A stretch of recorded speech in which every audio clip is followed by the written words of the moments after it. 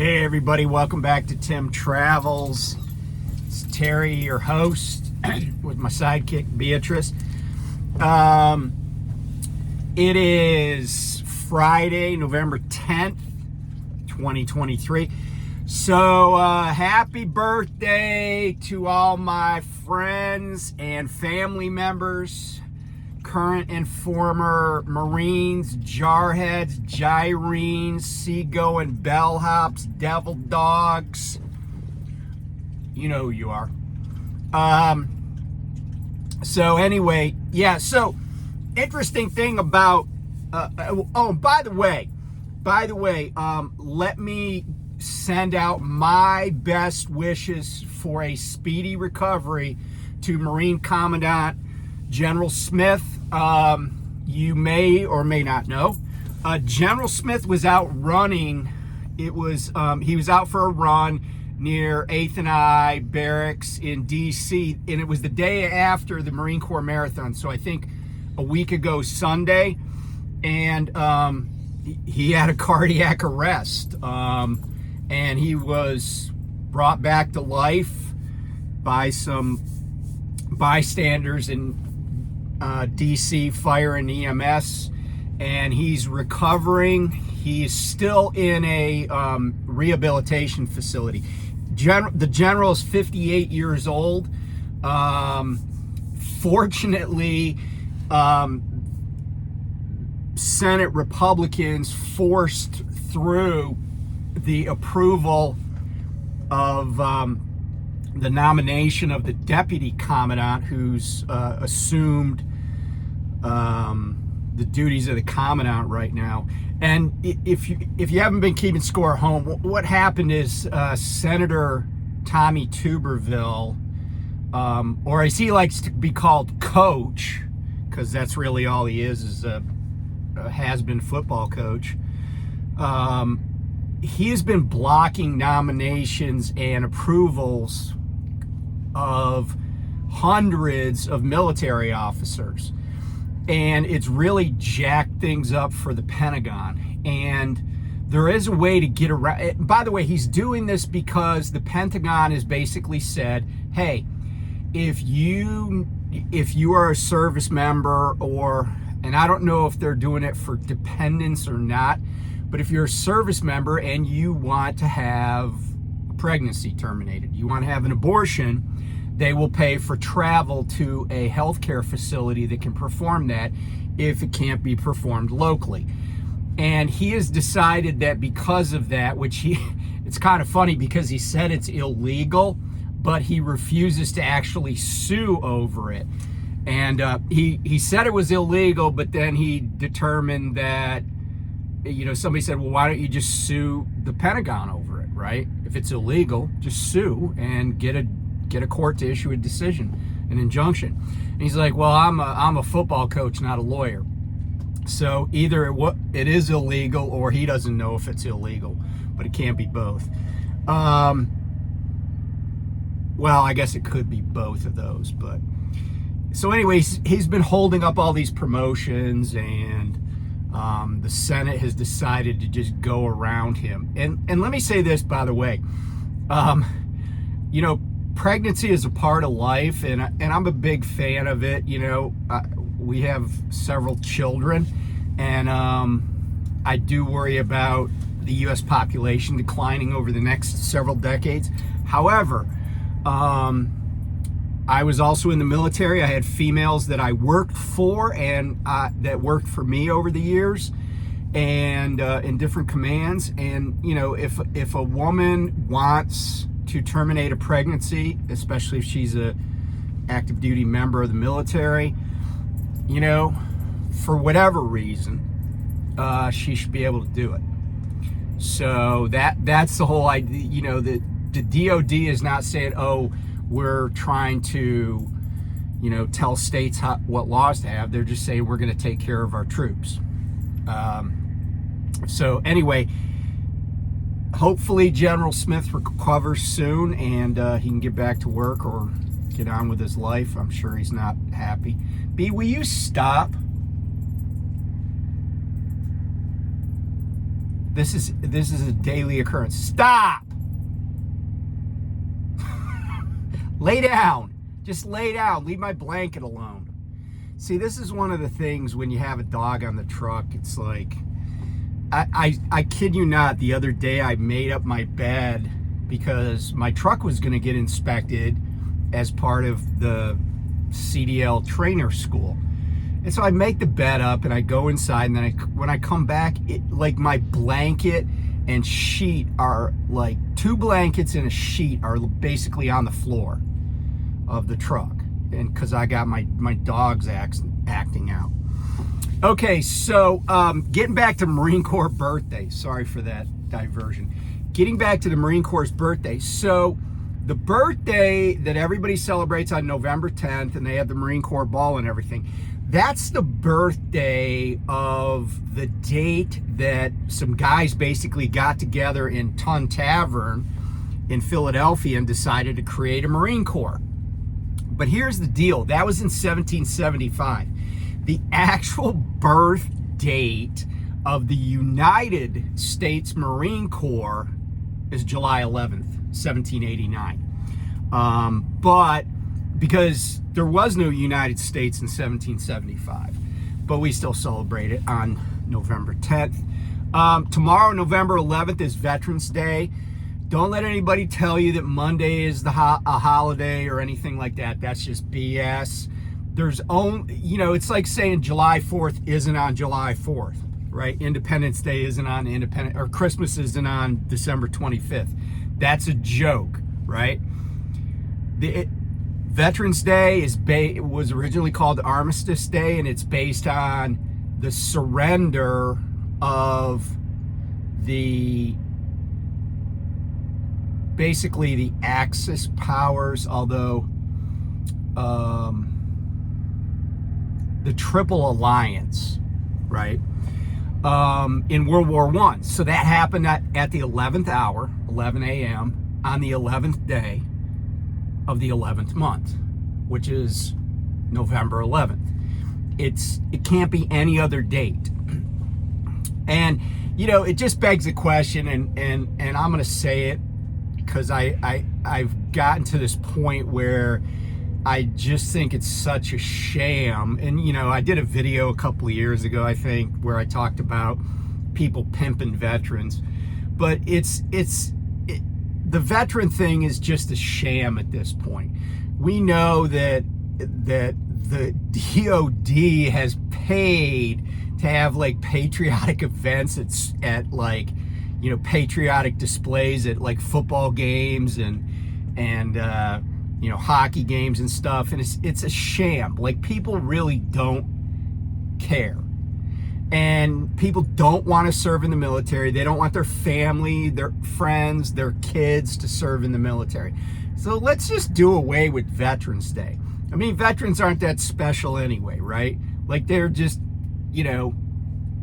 and nobody that entered the service after 1973, that's a long time ago, after 1973. So 50 years ago is the last time we drafted anybody. So everybody that served after that wanted to serve. They signed up for that kind of abuse. And when you sign up and, something happens, or you just are gone all the time, or whatever your situation is, well, you ask for that. It's like people in trucking, over the road trucking companies complaining about being over the road. So yeah, let's just cancel Veterans Day. Holidays are all a construct anyway. There's no such thing, there's no such thing as a holiday, right? It's just people make it up. And why is Veterans Day any more important than Secretary's Day? When I need something, a lot of times it's a secretary that helps me, not a veteran. So anyway, call me curmudgeonly, but that's my take on it. Okay, speaking of curmudgeons, I have been trying to figure out what it is about Prime Inc. because I feel like Prime Inc. is the leader in this category of companies that are disliked by other truckers, by people that don't work for Prime. Now, some people that work for Prime dislike Prime, and I get that, right? Like, there's always going to be somebody that's a disgruntled employee. But I don't understand. I was talking with another driver about this. And by the way, a couple of Prime, other Prime YouTubers have done some videos about this recently. But, and so I don't know if it's like hater season or whatever, but Freight Skater, Will Deadman, he did an episode. He actually did a two-parter, and he's reading like hateful comments. I'm not going to read any comments because he did it better than I would. But I was talking to another driver because I got this, I had a guy blast his horn at me and flip me off the other day. And it was the most, like, I have zero idea what he thought. Maybe it was just the general, I blast my horn and flip off every Prime driver. But I'll tell you where I was and what I was doing. So I was in Wilmington, Illinois at the U.S. Cold Storage. Many of you know where that is. It's like right off of I-55, just south of Joliet. And I had delivered a load, drop and hook. And so I had my paperwork, but the empty trailer that I picked up was like right by the gate. So I did my inspection, but then I was like, well, I'll just pull out, because I knew they had to, like look in the back or whatever. So I pull out and I'm like, but I hadn't sent my depart call. So I pulled forward of the gate, and I guess I can't remember what I was thinking. Like, I can't remember why it was that I didn't send my depart call before I went to the gate. But in any event, I didn't. So I go to the gate, I get through the gate, but then there's a truck right behind me, so I don't have time to like quickly punch in the 8 or 10 items before I pull out onto the road.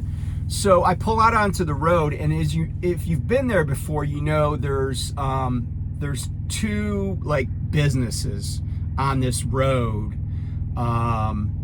There's U.S. Cold Storage on one side, and then I can't remember the company. It's a big company, across the street. And so both of those companies have trucks coming and going. But after you pull out, you basically go down the street to an intersection with a traffic light, and it's probably at least like 300 yards to that intersection. And there's no other driveways that a truck could turn in or anything like that once you pull out. So, because the two driveways for the two businesses are across from each other. But in the middle, there's a left turn lane, like going both ways. So it's got the yellow lines and the dash lines in the middle, and it's a two-way left turn lane. So during my whole trucking career, like even before I had a CDL, like we used to be out on the road at night in Phoenix, and like the instructor wanted us to switch drivers, we'd pull into that center left turn both ways at an area where there was nobody going to be. We weren't blocking any access or anything like that. No, we weren't blocking any streets or anything. And we just put our four ways on and swap out. Well, and I've done that probably hundreds of times. Like a lot of places you go, people park in that lane waiting to get called into a shipper or receiver. That is very common. And in fact, one time I was at Nestle in Anderson, Indiana, and the parking lot was full, but I was just waiting. And so I parked in the middle of the street and just went to sleep, right? I left my parking lights on, went to sleep. So I pull out a U.S. Cold Storage, and I'm like, I got to send this depart call. So I pull out, nobody's there, right? I pull into the middle lane, the left turn lane, put my four-ways on. I'm like, I'll be here 2 minutes. I don't know what I did to piss this guy off, but this dude comes by, and it's and I can't remember the name of the company, but I'm pretty sure he came from US Cold Storage too. And he freaking lays on the horn and then sticks his hand out his window and flips me off. And I'm like, why? What was that? Like, because I didn't think I did anything wrong. And I certainly didn't do anything to like impede him or make his life harder. I didn't cut him off in traffic. I didn't pull out in front of him or anything. But he still was just like pissed about something. I don't know if it's like me. I don't know. Maybe he watches the channel and he hates me. But I feel like it was just Prime. And I said to this other driver, I'm like, what prompts all this hate of Prime? Like, some of the stuff that I've seen in comments lately, like somebody was like, oh, Prime's a starter company. And I was like, okay, but any company, so I guess that means a company that trains drivers, that offers CDL training. And in my mind, I'm like, okay, there's a lot of companies that are, quote, starter companies. I could name a dozen probably off the top of my head that offer CDL training. And what I would also venture to say is there are about 2.5 to 3 million people that are called truck drivers in this country. Now that includes box trucks, includes semis, anybody that's categorized by the Department of Labor as a truck driver. So there are probably about 2 million people that have CDLAs. And it would not shock me to learn that at least like easily like 500,000 of them got their CDLA at a, quote, starter company. In other words, if there weren't starter companies, I mean, I guess you'd be getting ripped off going to like truck driving schools. And I say ripped off because some truck driving schools are at community colleges. They don't charge you an arm and a leg and you get what you need. Others, though, charge like freaking 12 grand to people. And I'm like, that's a lot of money to get a CDL and then have to turn around and ask somebody for a job. So, you know, I don't know what I see no negative from being a starter company, right? And it you know, I mean, I was just talking about the Marine Corps. You know what the Marine Corps is? They're a starter branch of the service because they train you, you know. Like, even if you go to the Naval Academy and get commissioned, right? Like, you still have to go to the basic school, TBS, down in Quantico. You don't have to go to officer candidate school because that's the Naval Academy counts for that. But you have to go to TBS, the basic school. So the Marine Corps is a starter Marine Corps. It's not a real Marine Corps. It's a starter company. It's a starter service. They got like privates. They got like E1s and stuff.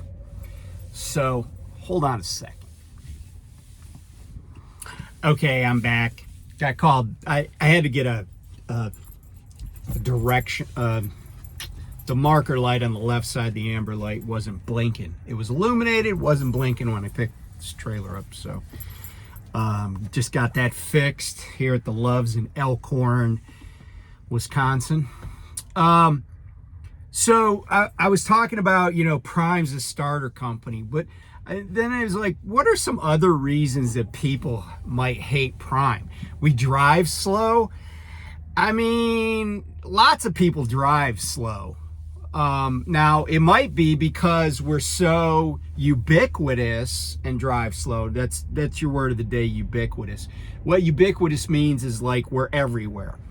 And, you know, and that's the thing. Like you could be, I was on a road today that was just a back road. I was just kind of cutting. I wanted to come here to Elkhorn from DeKalb, Illinois, where I dropped off this morning, because I have to pick up a load tonight at 11 in Milwaukee.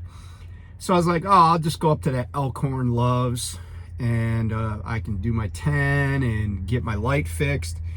And, so I was on this back road, kind of, Illinois State Highway. And lo and behold, here comes another Prime truck. And, I'm just like, right out my windshield right now, there's a Prime truck going by. There's 2 more Prime trucks parked over here at the side. There is a place around the corner that I've picked up before a couple of times, but my point is that there's nowhere you go where you're not going to see Prime trucks. Almost every other, I can't think of any other refrigerated carrier that runs, well, there are others that run coast to coast, but it is pretty rare that you can go even a short period of time without seeing a Prime truck. And so, I guess we're all out here driving slow, right? And that for some reason bothers people. But, like I've said in the past, I could be driving 75 and somebody's going to pass me. And, I used to be at a company where I would drive 70 sometimes, not all the time, but sometimes. And I can remember I was going 70 on I-39 here in Illinois, and there was I look at my side view mirror, there's a truck back, a couple hundred yards, right? So I pull out to pass this other vehicle. But this guy that was in the lane coming up, he was going so fast that by the time I got past the other vehicle, he was like right up my ass. And, because he was probably going like 85 in his semi, his empty auto carrier. So I move over as soon as I can. But what's this asshole do? He gets in front of me and brake checks me. And, and I was not at Prime. That's when I was at GP Transco. And, so going slow, again, it's like, it's just another reason that people want to hate on Prime. I think there's a lot of hatred of Prime because, Prime has good situations at a lot of places. Like there's a lot of places I go where I go in, I go talk to somebody, and they say, hey, drop your trailer here, and here's where an empty is. And off I go. And other people are sitting there for hours. Now, don't get me wrong. We certainly sit for hours at places. We get our fair share of that. And probably just as much as other drivers. But because Prime is so big and they have I think Prime has 13 or 14,000 trailers. We do a lot of drop and hooks. And here's the thing to know about drop and hooks though. First of all, if you're at a company that doesn't have a lot of trailers, then you're not going to have a lot of drop and hooks, because drop and hooks necessarily mean that your company is willing to tie up millions and millions of dollars in assets at shippers and receivers. And the other piece of that is that the shipper or receiver has to be willing to do drop and hooks. Like we have accounts that are very big companies that won't do drop and hooks. It's always a live onload. So, but the thing is, the drop and hook is an advantage for the truck driver and the trucking company, probably, although the trucking company has to carry that asset. But it's also, shippers and receivers do drop and hooks because it benefits them. But, it's not my fault. It's not, you shouldn't hate Prime because Prime has a lot of drop and hooks and because we waltz in there and are gone 20 minutes later. It's just the system. And we're not the only company that has a lot of drop and hooks. Sometimes I'm doing a live load at a place and there's some other company that clearly has the inside track, whether it's Hirschbach or, Knight Refrigerated or somebody, KLLM or something like that. So it goes both ways. I think a lot of people think that Prime drives market rates lower because of their size. So like we're like Walmart putting the small mom and pop stores out of business or whatever. But the truth of the matter is that the spot market and the contract market, they're related, but they're related through good and bad. Right now, if you're out there running on the spot market and you're using a broker, you're actually costing me money. I should be pissed at you, because Prime has contract rates with a lot of these companies, whether it's Tyson, Nestle, JBS,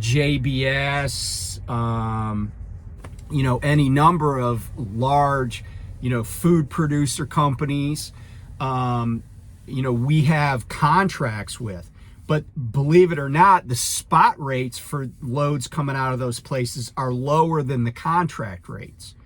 And so you're dragging my earnings down.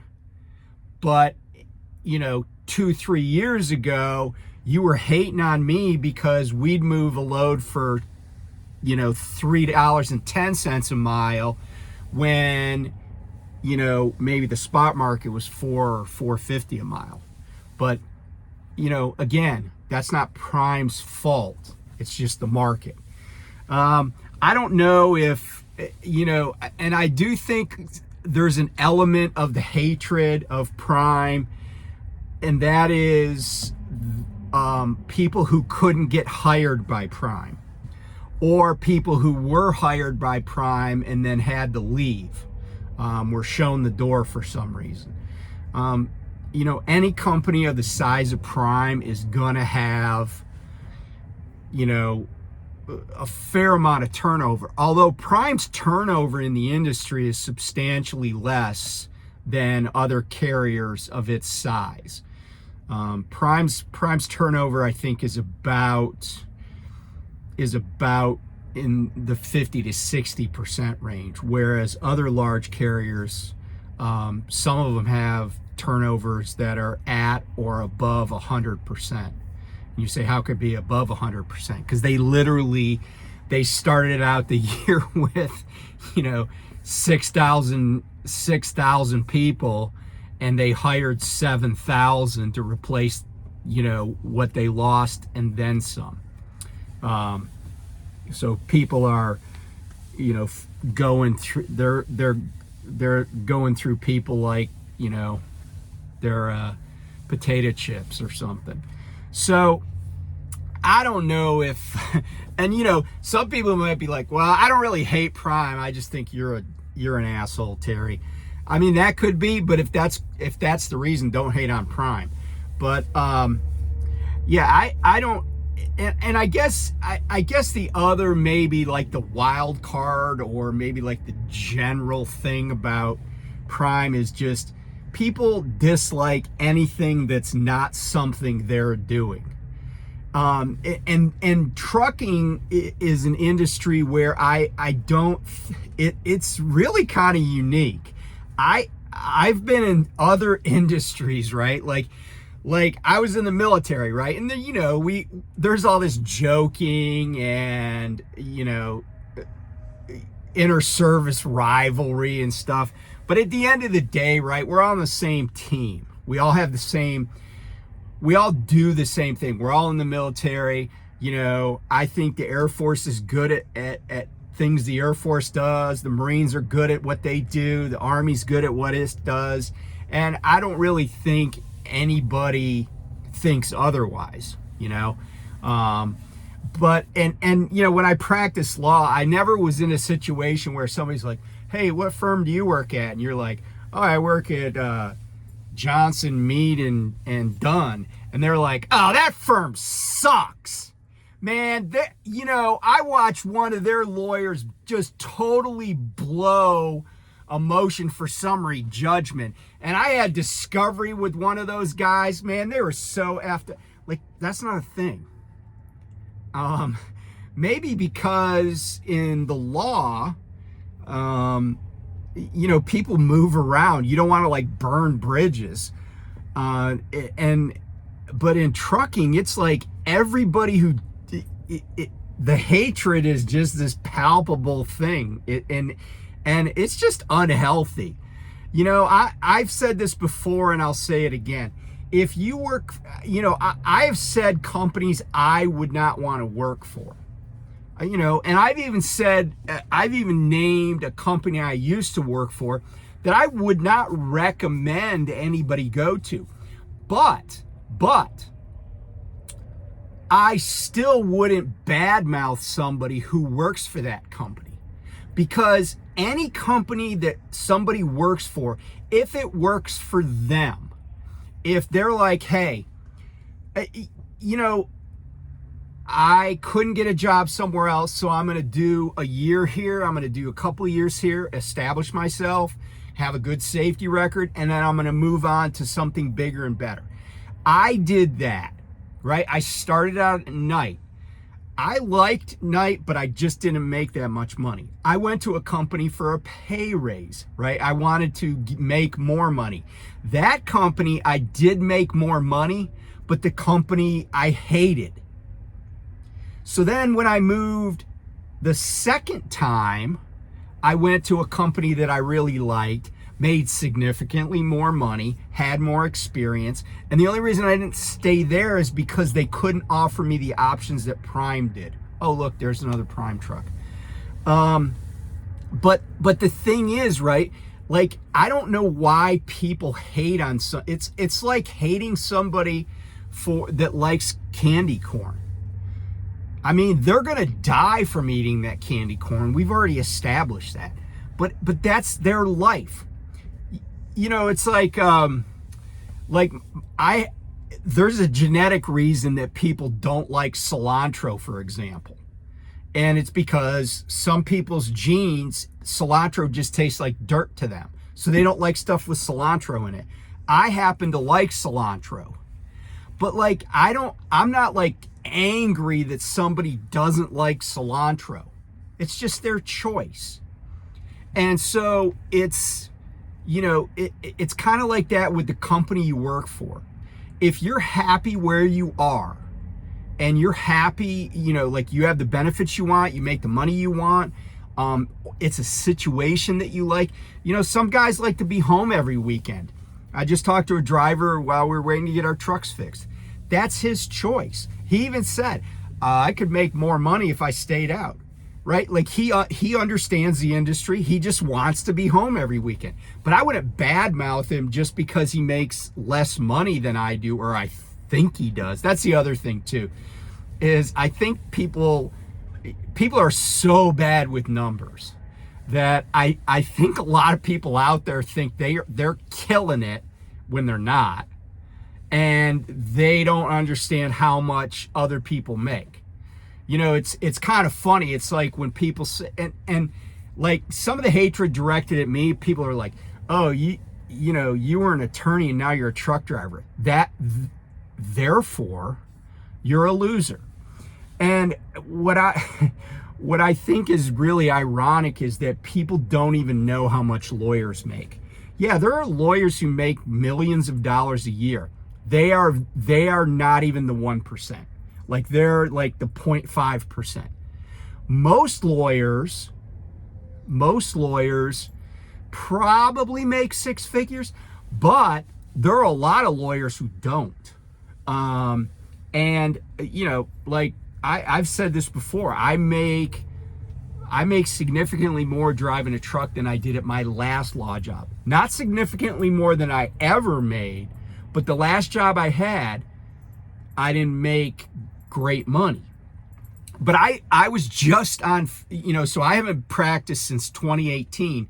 So over 5 years ago, I was just on a Craigslist and saw positions for salaries that were less than the salary I was making when I left in 2018, when I got laid off. So, You know, for people that think all lawyers make bank, you just don't know the industry. You don't know the law profession, the business of law. And just like, you know, the average truck driver, the ATA says the average truck driver makes $70,000 a year. And I think other groups say that the average truck driver makes $49,000 a year. That's average. But that includes everybody. Now, I could tell you that I make significantly more than average, well above average. And, you know, I'm happy doing that. You know, I'd like to be home a little bit more than I am, but on balance, this has been a good experiment for me and a good experience. So if you hate Prime, I'd love to know why you hate Prime. I mean, I'm not going to lie to you. I'm probably going to think your reason is absolutely stupid, but, you know, to hate like all the drivers at a company or to hate a company, that just makes no sense. I mean, you know, if I have an objection to a company, I just won't use their products. But you know that, like, I I don't know if you just hate Prime for, and I can't even think of it, because even if somebody from Prime like ran into you, I mean, unless you assume, like, I've been hit by people before. I don't hate that. I probably still hate the guy that did the hit and run on me, but I don't hate people. Like, I've been in car accidents before. I don't hate people. I'm just like, oh, you know, you crashed into my car, you gotta pay to fix it, right? Like, that's how the world works. That's what insurance is for. But if you hate Prime, I would love to hear the reason, because I can't imagine there's a reason that is like logical or reasonable or, you know, just makes any sense. You know, I mean, maybe there's some rivalry or something, like, you know, I could say, oh, I don't like, you know, the Toronto Maple Leafs or something, or I don't like the New England Patriots, but it's just that, it's just a rivalry. So anyway, have a good weekend. There's a lot of interesting trucking news. I might do another video today, but more likely tomorrow. I'm just gathering some information, but there's some exciting things on the horizon for truckers. But there's also some news that's, you know, kind of scary. So anyway, I will talk to you guys soon. Bye.